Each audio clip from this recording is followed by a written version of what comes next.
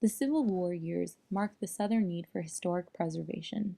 However, after the Confederates surrendered to the Union, Southerners' reactions towards threats were different, as they now faced significant societal changes that directly conflicted with their Southern norms. The war also created feelings of resentment and vengeance specifically toward those that were responsible for the societal changes post-war: Union troops, soldiers in blue, and former black slaves.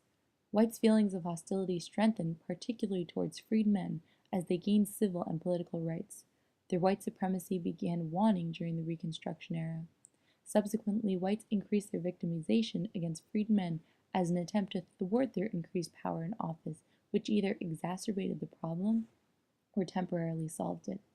Thus, it is evident that racist relations between whites and freedmen following the war were inevitable, as white supremacy and freedmen tried to coexist despite their inverse relation.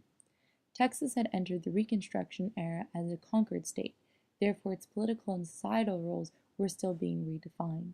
Reports found that patterns of interracial violence occurred during the time Texans were reestablishing a new government.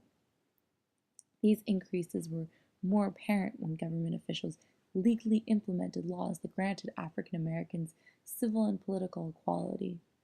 February of 1867 marks the presidential Reconstruction period. The majority did not favor President Johnson's plan as it seemed lax, which caused uncertainty among the people. This led to increased violence, specifically with riots. The violence subsided when ex-Confederates, such as Governor Throckmorton, regained power and pre-war social structure was reinstated. Two congressional acts were passed on March 1867 during the Congressional Reconstruction period, although they had originally been set to begin in July.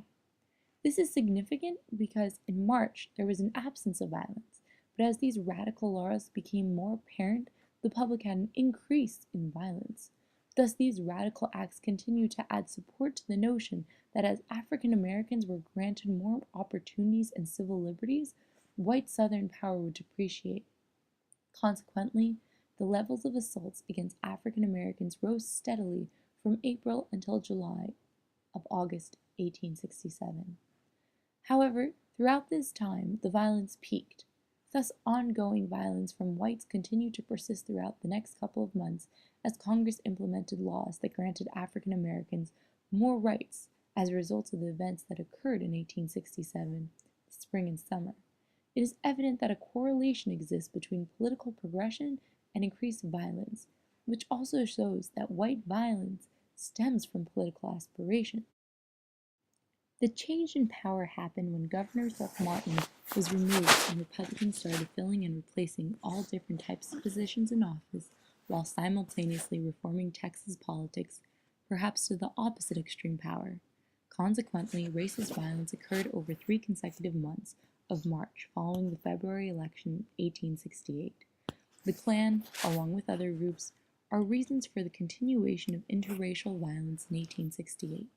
These groups consist of white Texans who have different methods for violence and inflicting fears. As a result, black Texans were subject to a tremendous amount of violence and ways of being tortured by the same group of people, white Texans. The Reconstruction period marked an era of black power and the end to white supremacy. White supremacy needed to end because it cannot coexist with black power as they each are contradictory.